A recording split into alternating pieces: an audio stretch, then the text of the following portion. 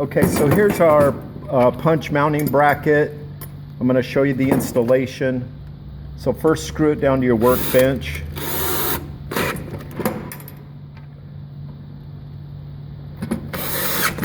And then I would go ahead and put all 4 screws in there. Then the punch, the handle goes into this.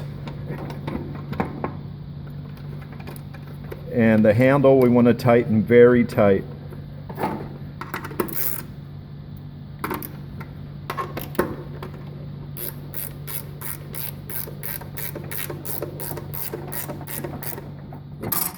So again, get the handle very tight. Then these screws here just need to be snug.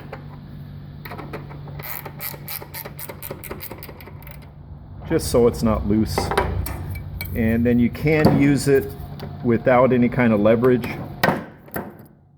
But also we like to use a metal tube on the handle, give us some more leverage.